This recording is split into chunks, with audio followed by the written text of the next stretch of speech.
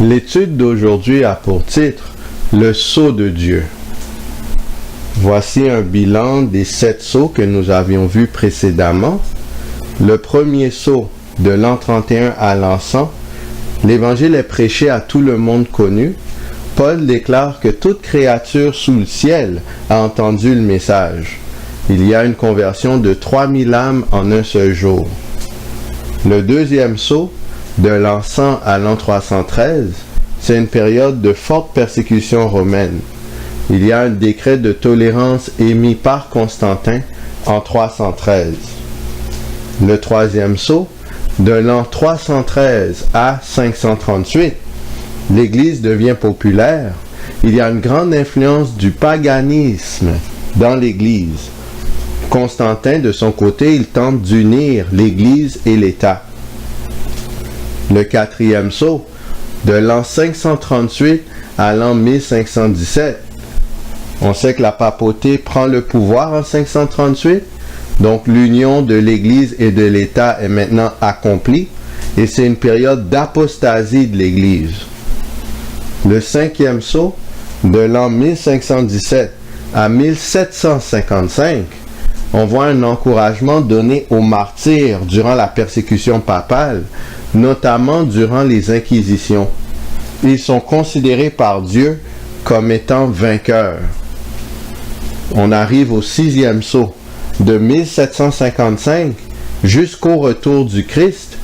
Il y a des événements marquants comme le tremblement de terre de Lisbonne, le 1er novembre 1755.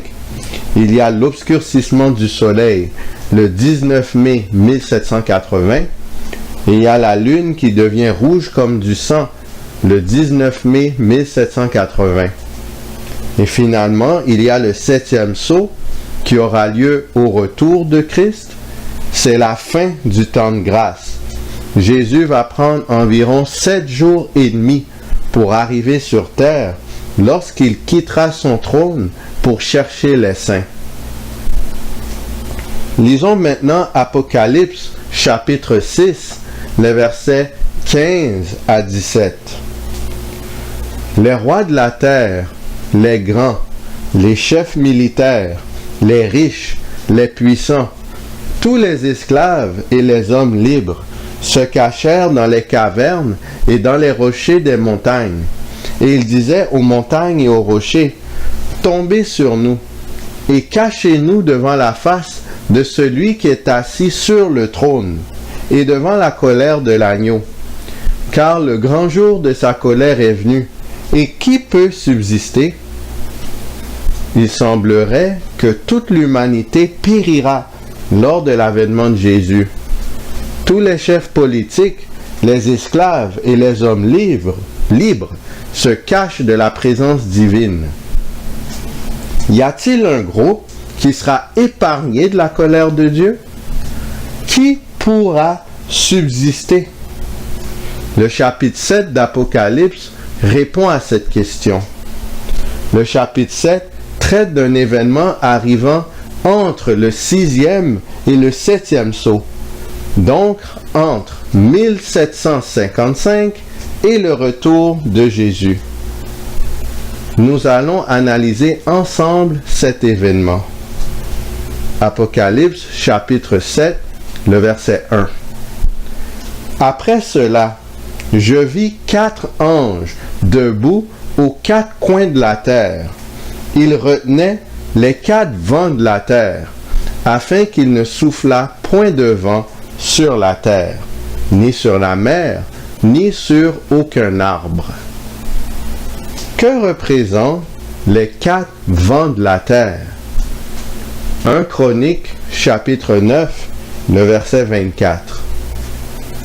Il y avait des portiers aux 4 vents, à l'Orient, à l'Occident, au Nord et au Midi.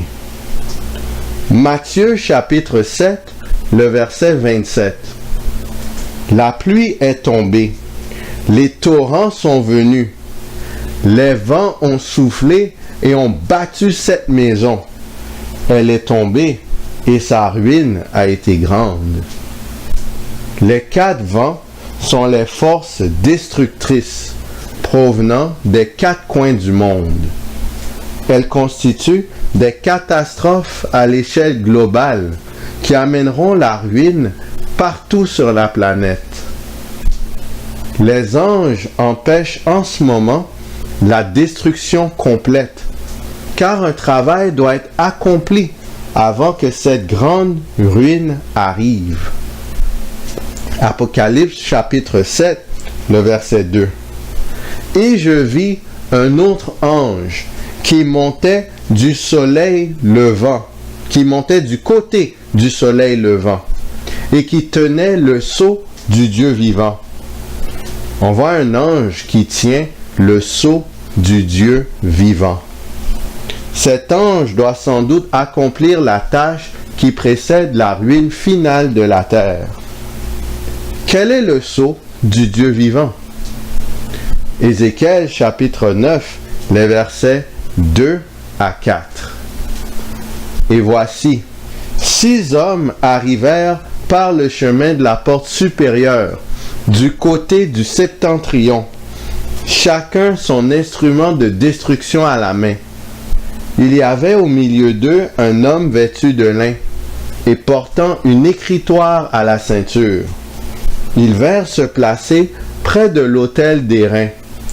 La gloire du Dieu d'Israël s'éleva du chérubin sur lequel elle était et se dirigea vers le seuil de la maison.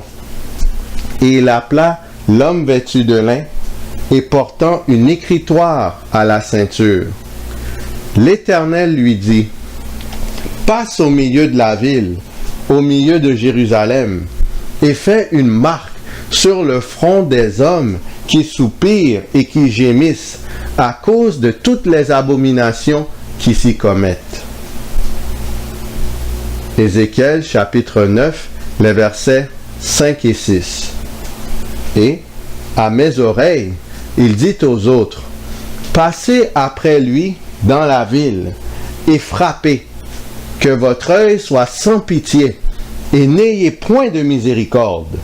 Tuez, détruisez les vieillards, les jeunes hommes, les vierges, les enfants et les femmes, mais n'approchez pas de quiconque aura sur lui la marque, et commencez par mon sanctuaire. » Ils commencèrent par les anciens qui étaient devant la maison. Tous ceux qui ne reçoivent pas la marque sur leur front sont anéantis. Aucune pitié, aucune miséricorde ne leur est accordée. Seuls ceux qui ont la marque sont épargnés. Le sceau de Dieu est ce qui permet de distinguer ceux qui le servent de ceux qui ne le servent pas. Le sceau de Dieu met à part ceux qui le reçoivent du reste du monde. Entre le 6e et le 7e sceau, or, entre 1755 et le retour de Jésus, le processus de scellement a lieu. Le sceau de Dieu est donné à ses serviteurs. Quel est le sceau de Dieu? Romains chapitre 4, le verset 11. Et il reçut le signe de la circoncision, comme sceau de la justice qu'il avait obtenu par la foi quand il était incirconcis, afin d'être le père de tous les incirconcis qui croient, pour que la justice leur fût aussi imputée. Le mot signe provient du terme grec séméon, qui signifie marque, témoignage. Le mot sceau provient du terme grec phragis, qui signifie confirmation, preuve, témoignage. Celui qui possède le signe possède également le sceau. Quel est l'élément qui témoignera et confirmera les serviteurs du Dieu vivant à la fin des temps? Exode chapitre 31, le verset 13. Parle aux enfants d'Israël et dis-leur, vous ne manquerez pas d'observer mes sabbats, Car ce sera entre moi et vous, et parmi vos descendants, un signe auquel on connaîtra que je suis l'Éternel qui vous sanctifie. Ézéchiel chapitre 20, le verset 12. Je leur donnai aussi mes sabbats comme un signe entre moi et eux, pour qu'ils connussent que je suis l'Éternel qui les sanctifie. Le mot signe vient de l'hébreu oth, qui signifie marque distinctive, témoignage. Le mot sanctifie vient de l'hébreu kadash, qui signifie consacré, dédié. Le sabbat de l'Éternel est le signe qui distingue le peuple de Dieu du reste du monde. C'est le jour du sabbat que Dieu a mis à part pour que ses enfants l'observent. Ainsi, ceux qui observeront le sabbat à la fin des temps seront les serviteurs dédiés, consacrés à Dieu. Leur obéissance à l'observation du sabbat constituera le témoignage, la marque distinctive, la preuve irréfutable de leur allégeance envers le Seigneur. C'est cette vérité qui constitue le sceau de Dieu. L'observation du sabbat est le 4e commandement de Dieu. Il mentionne explicitement que l'Éternel est le créateur de toutes choses. Toutefois, lorsqu'on regarde les églises chrétiennes à travers le monde, on constate que le sabbat des Écritures est très peu observé. La raison de ce fait est que la vérité sur le sabbat avait été rendue obscure durant la grande apostasie papale du Moyen Âge. Néanmoins, le sabbat de la création demeure le seul jour d'adoration légitime selon les Écritures. L'étude du sanctuaire est intimement liée au jour du repos divin. Deutéronome chapitre 10, les versets 4 et 5. L'Éternel écrivit sur les tables ce qui avait été écrit sur les premières, les 10 paroles qu'il vous avait dites sur la montagne, du milieu du feu, le jour de l'assemblée. Et l'Éternel me les donna. Je retournai et je descendis de la montagne. Je mis les tables dans l'arche que j'avais faite, et elles restèrent là, comme l'Éternel me l'avait ordonné.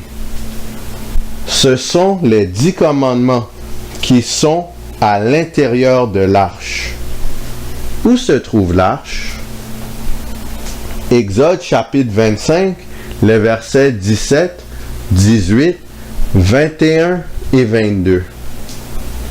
Tu feras un propitiatoire d'or pur. Sa longueur sera de 2 coudées et demie, et sa largeur d'1 coudée et demie. Tu feras 2 chérubins d'or. Tu les feras d'or battu aux 2 extrémités du propitiatoire. Tu mettras le propitiatoire sur l'arche, et tu mettras dans l'arche le témoignage que je te donnerai. C'est là que je me rencontrerai avec toi, du haut du propitiatoire, entre les 2 chérubins placés sur l'arche du témoignage. Je te donnerai tous mes ordres pour les enfants d'Israël.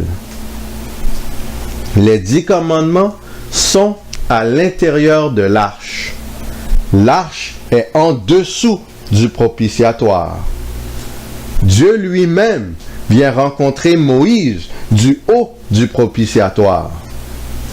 Le mot propitiatoire vient de l'hébreu kaporet, qui signifie siège de la miséricorde. Psaume 47, le verset 9. Dieu règne sur les nations. Dieu a pour siège son saint trône. Le siège de la miséricorde représente le trône de Dieu. Hébreux chapitre 8, le verset 1. Le point capital de ce qui vient d'être dit, c'est que nous avons un tel souverain sacrificateur qui s'est assis à la droite du trône de la majesté divine dans les cieux. Hébreux 8, verset 2. Comme ministre du sanctuaire et du véritable tabernacle qui a été dressé par le Seigneur et non par un homme. Le texte dit que Jésus est le souverain sacrificateur d'un sanctuaire situé dans le ciel. Ce sanctuaire céleste est le vrai sanctuaire. Hébreux chapitre 8, le verset 4. S'il était sur la terre, il ne serait pas même sacrificateur, puisque là sont ceux qui présentent des offrandes selon la loi. Hébreux chapitre 7, le verset 14. Car il est notoire que notre Seigneur est sorti de Juda, tribu dont Moïse n'a rien dit pour ce qui concerne le sacerdoce. Vu que Jésus était sorti de Juda, vu qu'il n'était pas de la descendance d'Aaron, il ne pouvait pas être le souverain sacrificateur du sanctuaire terrestre. Le titre de Jésus comme souverain sacrificateur n'est donc pas applicable au sanctuaire terrestre, mais bien au sanctuaire céleste. À quoi ressemble le sanctuaire céleste? Hébreux chapitre 8, le verset 5. Lesquels célèbrent un culte, image et ombre des choses célestes, selon que Moïse en fut divinement averti lorsqu'il allait construire le tabernacle. Et soin, lui fut-il dit, de faire tout d'après le modèle qui t'a été montré sur la montagne. Le sanctuaire terrestre est une copie du sanctuaire céleste. Ce qui est dans le sanctuaire terrestre est également dans le sanctuaire céleste. S'il y a un sanctuaire céleste, il y a aussi un trône céleste. Voici les éléments du trône céleste. Le propitiatoire qui signifie siège de la miséricorde. Dieu est assis sur le propitiatoire. L'arche de l'alliance, celle-ci est située en dessous du propitiatoire. Les 10 commandements de Dieu, ils sont situés à l'intérieur de l'arche. Voici une image. On voit Dieu, sa nuée est entre les chérubins. Ensuite, il est assis sur le propitiatoire. En dessous du propitiatoire, il y a le prisme que vous voyez, c'est l'arche de l'alliance. Et à l'intérieur de l'arche sont les 10 commandements. À la base même du trône de Dieu se retrouvent les 10 commandements. Les 10 commandements constituent la base du gouvernement divin. Psaume 89, les versets 12 et 15. C'est à toi qu'appartiennent les cieux et la terre. C'est toi qui as fondé le monde et ce qu'il renferme. La justice et l'équité sont la base de ton trône. La bonté et la fidélité sont devant ta face. La justice et l'équité sont définies comme étant la base du trône de Dieu. Ainsi, les 10 commandements constituent la justice et l'équité du Créateur. Si quelqu'un souhaite changer les 10 commandements, il faudrait qu'il sorte Dieu de son trône. S'attaquer au commandement de Dieu, c'est s'attaquer au trône de Dieu. Ainsi, ceux qui persistent à refuser d'adorer le sabbat s'attaquent aux 10 commandements de Dieu, donc au trône de Dieu. Ils sont donc aussi rebelles que Satan l'a été dans le ciel, lorsqu'il a voulu disputer la suprématie de Dieu.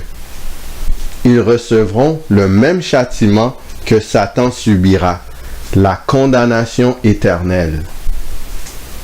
Peu après l'automne 1844, donc entre le 6e et le 7e sceau, des étudiants bibliques sincères scrutaient attentivement le sanctuaire. Ils constatèrent que la loi de Dieu, à savoir les 10 commandements, est immuable et sacrée. Exode chapitre 20, les versets 8 à 10. Souviens-toi du jour du repos pour le sanctifier. Tu travailleras 6 jours et tu feras tout ton ouvrage. Mais le 7e jour est le jour du repos de l'Éternel ton Dieu. Tu ne feras aucun ouvrage, ni toi, ni ton fils, ni ta fille, ni ton serviteur, ni ta servante, ni ton bétail, ni l'étranger qui est dans tes portes. Exode 20, le verset 11. Car en 6 jours, l'Éternel a fait les cieux, la terre et la mer et tout ce qui est contenu, et il s'est reposé le 7e jour. C'est pourquoi l'Éternel a béni le jour du repos et l'a sanctifié. En continuant à scruter la parole de Dieu, notamment le lieu très saint du sanctuaire, des étudiants de la Bible se sont rendus compte qu'ils avaient insouciamment transgressé ce précepte en méconnaissant le jour de repos du Seigneur. Ils se mirent à examiner les raisons qui avaient amené les chrétiens à l'observation du premier jour de la semaine au lieu du jour que Dieu avait sanctifié. Cependant, ils ne trouvèrent dans les Écritures aucune trace de l'abolition du 4e commandement. Comme ils s'étaient honnêtement efforcés de connaître et d'accomplir la volonté de Dieu, savant avec chagrin, coupables devant sa loi, mais décidés à rester fidèles à leur Créateur, ils se mirent à sanctifier son jour de repos. Des efforts nombreux et sérieux furent tentés en vue de les amener à renoncer à cette résolution. Cependant, ils avaient bien compris que si le sanctuaire terrestre était une image, une ombre du céleste, bien la loi déposée dans l'arche terrestre est une copie exacte de celle qui est dans l'arche céleste. L'acceptation de la vérité concernant le sanctuaire céleste entraînait la reconnaissance de la loi de Dieu et l'obligation d'observer le sabbat du 4e commandement. C'est une grande partie de la raison pour laquelle si peu de dénominations acceptent actuellement toute la vérité sur le sanctuaire. Celle-ci ne laisse aucune possibilité de prétendre que les commandements de Dieu sont abolis. Voici une citation. Durant le réveil millérite, les baptistes du 7e jour agitèrent la question du jour biblique de repos et d'adoration. En 1844, la baptiste du 7e jour, Rachel Oakes, gagna à cette doctrine Frederick Wheeler et peut-être Thomas Preble, 2 prédicateurs millérites, respectivement méthodistes et baptistes.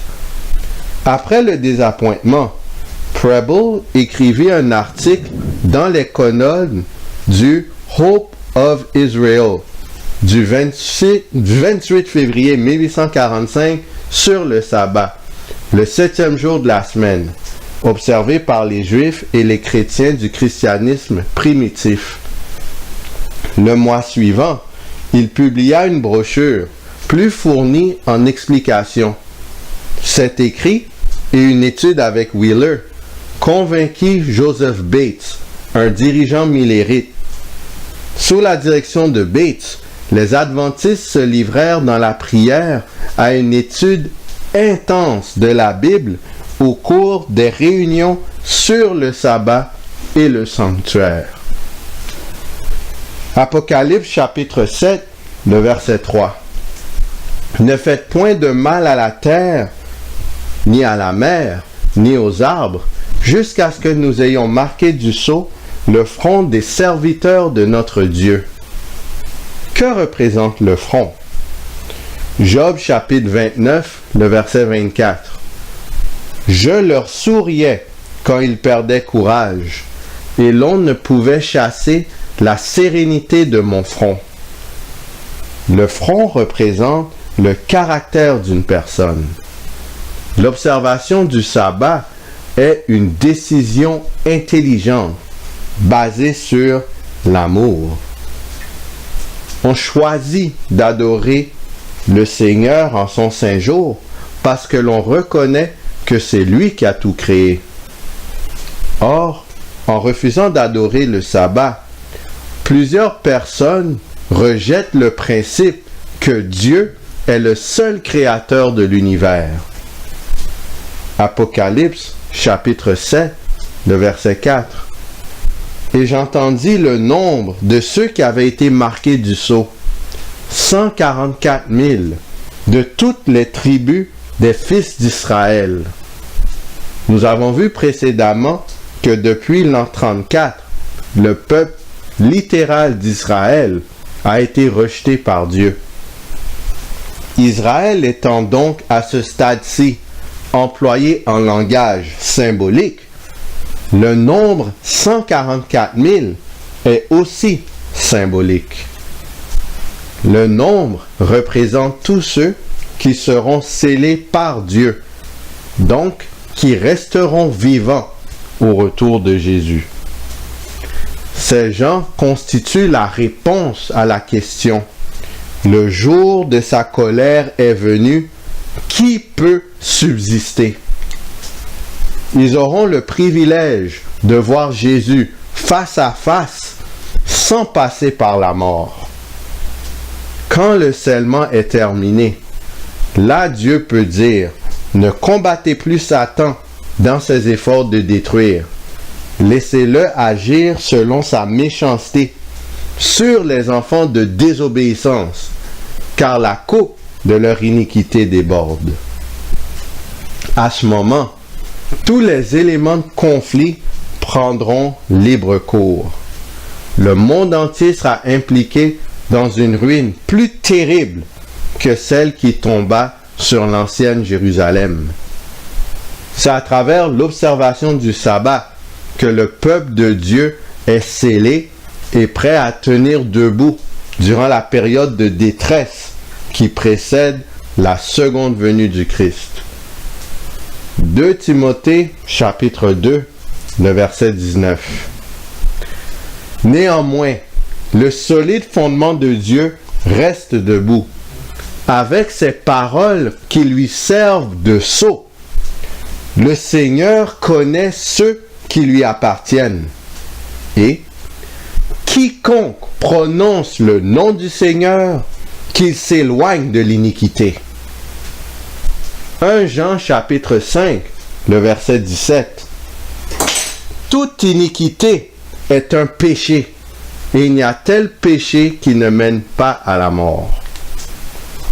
Durant la fin du conflit, ceux qui auront le sceau de Dieu sont ceux qui se seront détournés de façon définitive de toute iniquité, de tout péché. Le Seigneur déclara qu'il connaît seulement ce groupe de personnes. Éphésiens chapitre 1, le verset 13. En lui, vous aussi, après avoir entendu la parole de la vérité, l'évangile de votre salut, en lui vous avez cru et vous avez été scellés du Saint-Esprit qui avait été promis. Éphésiens chapitre 1, le verset 14.